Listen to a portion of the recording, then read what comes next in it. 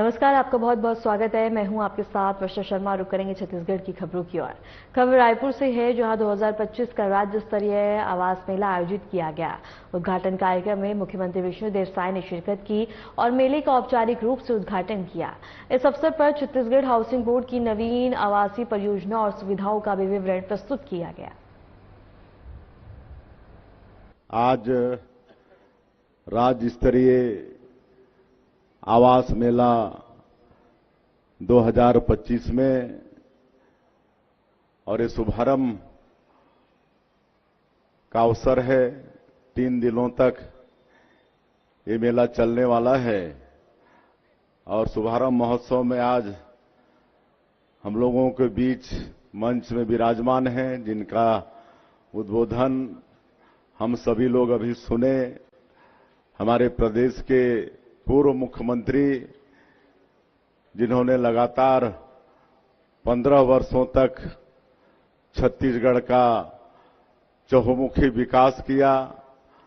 पहले यहां पर लोग भूख से मरते थे, बच्चे भूख से उपवास होते थे, लेकिन भूख को भगाकर चाउर वाले बाबा के नाम से विख्यात हुए और सड़क, बिजली, पानी, शिक्षा, चिकित्सा हर क्षेत्र में 15 वर्षों में छत्तीसगढ़ का विकास किए। ऐसे पूर्व मुख्यमंत्री और विधानसभा के अध्यक्ष आदरणीय डॉक्टर रमन सिंह जी, हमारे प्रदेश के वित्त, आवास और पर्यावरण मंत्री श्री ओपी चौधरी जी, प्रदेश के मंत्री श्री टंकराम वर्मा जी, हमारे विधायकगण श्री मोतीलाल साहू जी, श्री पुरंदर मिश्रा जी, श्री अनुज शर्मा जी, हाउसिंग बोर्ड के चेयरमैन श्री अनुराग सिंह देव जी, हमारे निगम मंडल के अध्यक्षगण सुश्री मोना सेन, श्री जितेंद्र साहू, आवास एवं पर्यावरण विभाग के सचिव अंकित आनंद,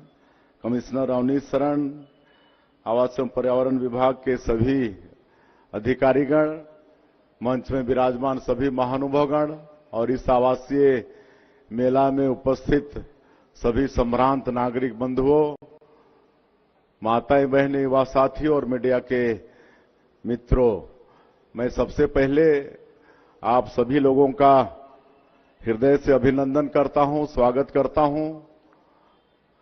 और सबकी इच्छा होती है कि सबके सर में छत हो, सबका सपना होता है कि सबका अपना घर हो, और इसके लिए हमारे पूर्व मुख्यमंत्री और आदरणीय विधानसभा के अध्यक्ष जी ने 2004 में ये हाउसिंग बोर्ड का गठन किया था और तब से लगातार हमारे जो मध्यम वर्ग के लोग हैं, गरीब लोग हैं, उनको किफायती और गुणवत्तापूर्ण आवास मिल रहा था और लगातार 15 वर्षों तक मिला। लेकिन बीच में 5 साल कुछ गड़बड़ हो गया था।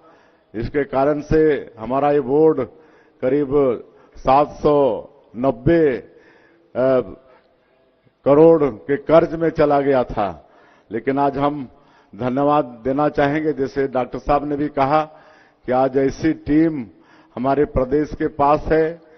हमारे मंत्री ओपी चौधरी जी, हमारे हाउसिंग बोर्ड के चेयरमैन अनुराग सिंह, अंकित आनंद जी, अवनीश शरण सिंह, ये सबकी बहुत अच्छी टीम है। अब ये हाउसिंग बोर्ड कर्ज मुक्त हो गया है और लगातार नया नया नवाचार करके हाउसिंग बोर्ड को आगे ले जा रहे हैं।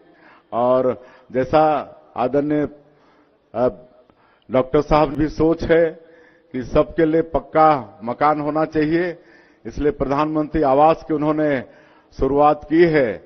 और आज बताते हुए गौरव होता है कि अभी हमारी सरकार को आने वाले 13 दिसंबर को 2 वर्ष पूरे होंगे, लेकिन 2 वर्ष से ही कम समय में जो ग्रामीण क्षेत्र में पिछले 5 वर्षों में प्रधानमंत्री आवास से 18 लाख लोग वंचित हो गए थे, उनकी एक मुश्त स्वीकृति देकर आज सबका प्रधानमंत्री आवास बन रहा है।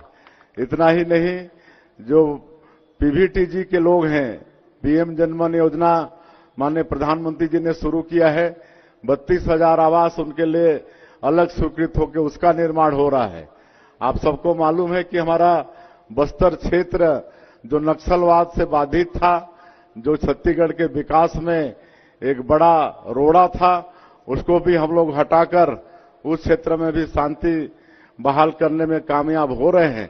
तो वहां भी अलग से जो हमारे नक्सल पीड़ित हैं, आत्मसमर्पित हैं, उनको भी आवास मिले, इसके लिए 15,000 प्रधानमंत्री आवास की अलग से स्वीकृति मिली है।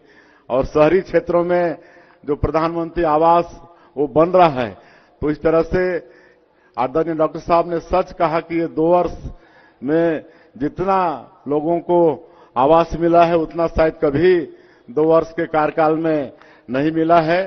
अब हमारा ये हाउसिंग बोर्ड हमारे मध्यम और गरीब लोगों को आगे किफायती और गुणवत्तापूर्ण मकान देने के क्षेत्र में काम करेगा।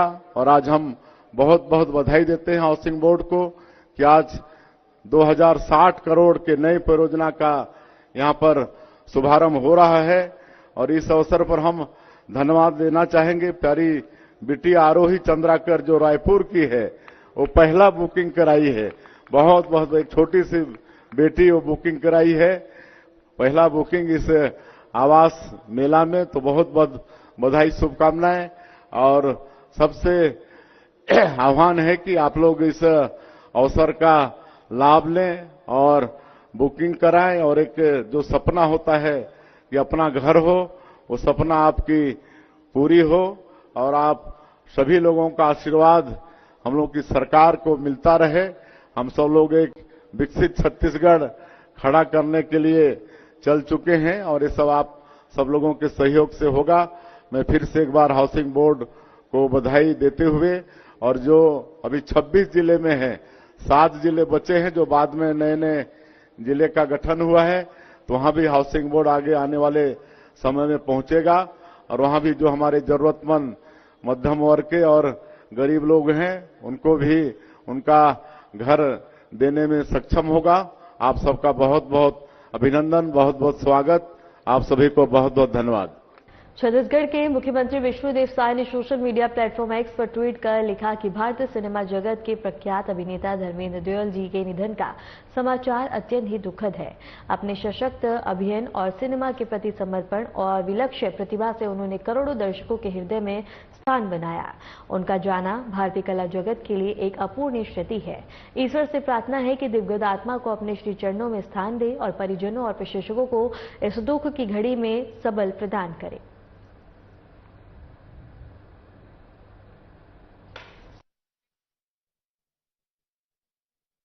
मुख्यमंत्री विष्णुदेव साय ने शंकरनगर स्थित बीटीआई ग्राउंड में राज्य स्तरीय आवास मेले का शुभारंभ किया। मेले में छत्तीसगढ़ हाउसिंग बोर्ड की 260 करोड़ की 55 नई आवासीय परियोजनाओं की शुरुआत की गई, जिससे 26 जिलों में 12,000 से अधिक किफायती मकान बनेंगे। मुख्यमंत्री ने हाउसिंग बोर्ड के एआई चैटबॉट और नया पोर्टल भी लॉन्च किया ताकि लोगों को परियोजनाओं की जानकारी आसानी से मिल सके। कार्यक्रम में विधानसभा अध्यक्ष डॉक्टर रमन सिंह और मंत्री ओपी चौधरी और अन्य जनप्रतिनिधि मौजूद रहे।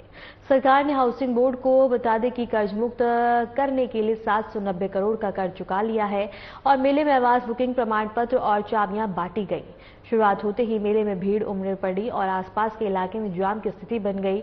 मेला 25 नवंबर तक चलेगा। छत्तीसगढ़ गृह निर्माण मंडल कर्ज मुक्त होकर नए उत्साह के साथ अपना काम शुरू किया है।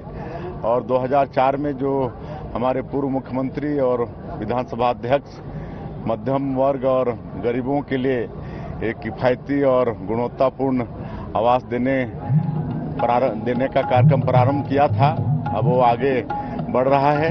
और आज 3 दिवसीय आवासीय मेला का शुभारंभ हुआ है, 3 दिनों तक चलेगा और 2060 करोड़ की नई परियोजना का आज लॉन्चिंग हुआ है। इसमें हमारे जरूरतमंद लोग अपना आवास बुकिंग कराएंगे और उनको किफायती और गुणवत्तापूर्ण आवास बनके हमारा हाउसिंग बोर्ड देगा। मुख्यमंत्री विष्णुदेव साय ने भारतीय क्रिकेट टीम के बल्लेबाज और अंतर्राष्ट्रीय खिलाड़ी रिंकू सिंह से सौजन्य मुलाकात की। इस अवसर पर मुख्यमंत्री ने शॉल और नंदी जी का प्रतीक चिन्ह भेंट कर स्वागत किया। मुख्यमंत्री ने रिंकू सिंह के उत्कृष्ट खेल प्रदर्शन और भारतीय क्रिकेट टीम में उनके महत्वपूर्ण योगदान के लिए बधाई और शुभकामनाएं दी। मुलाकात के दौरान राज्य में खेलों को नई दिशा देने, छत्तीसगढ़ की समृद्ध संस्कृति और आगामी बस्तर ओलंपिक पर भी विस्तार से चर्चा हुई।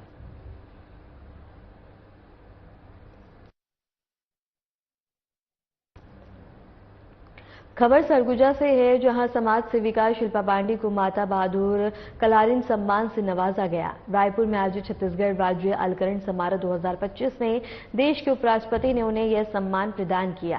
कार्यक्रम में विभिन्न क्षेत्रों में उत्कृष्ट कार्य करने वाले लगभग 40 व्यक्तियों को सम्मानित किया गया, जिनमें शिल्पा पांडे का चयन महिला सशक्तिकरण और महिलाओं के उत्पीड़न रोकथाम में उनके महत्वपूर्ण योगदान के लिए किया गया। वे पिछले 20 वर्षों से सरगुजा जिले में समाज सेवा का कार्य कर रही हैं। माता बहादुर कलारिन सम्मान 2025 जो छत्तीसगढ़ राज्य अलंकरण है उससे विभूषित किया गया है 5 नवंबर 2025 को उपराष्ट्रपति महोदय के द्वारा। यह जो सम्मान है वो महिला सशक्तिकरण के क्षेत्र में अभूतपूर्व कार्य के लिए दिया जाता है एवं उन समाज सेविकाओं को दिया जाता है जो महिला हिंसा या उत्पीड़न के विरुद्ध व्यापक जन जागरण और ऐसा कार्य करते हैं जिससे समाज में महिलाओं को मजबूती मिले। खबर भिलाई से है, जहां ईओडब्ल्यू ने पूर्व आईएएस और पूर्व आबकारी आयुक्त निरंजन दास के बेटे डॉक्टर अभिषेक दास के घर पर छापेमारी की। इस कार्रवाई में 6 से अधिक वाहनों के साथ टीम मौके पर मौजूद रही। जानकारी के मुताबिक छापे के दौरान टीम ने कई अहम दस्तावेज, लेनदेन से जुड़े रिकॉर्ड और इलेक्ट्रॉनिक डिवाइस जब्त किए हैं। बताया जा रहा है कि निरंजन दास की आबकारी घोटाले में भूमिका की जांच के तहत अलग अलग ठिकानों पर दबिश दी जा रही है।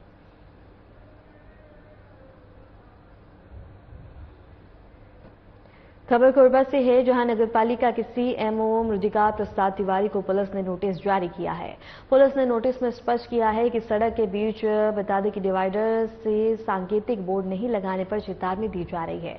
पुलिस का कहना है कि हाल के समय में कटघोरा क्षेत्र में सड़क दुर्घटनाओं की संख्या बढ़ी है, जिससे नागरिकों की सुरक्षा पर खतरा मंडरा रहा है। पुलिस ने चेतावनी दी है कि भविष्य में अगर कोई गंभीर हादसा होता है तो उसके लिए सीएमओ पूरी तरह जिम्मेदार होंगे। कटघोरा पुलिस ने प्रशासन से कहा है कि सुरक्षा उपाय तुरंत लागू किए जाएं ताकि सड़क पर आने वाले लोगों की जान और सुरक्षा सुनिश्चित हो सके।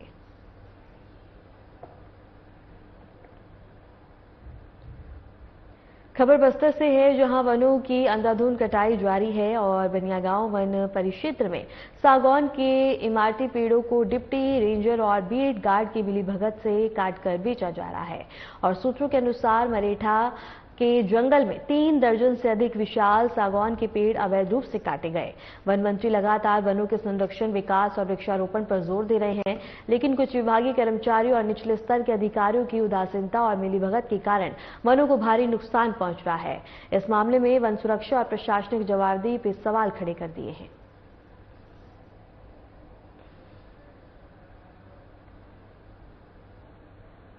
फिलहाल के लिए छत्तीसगढ़ की खबरों में इतना ही।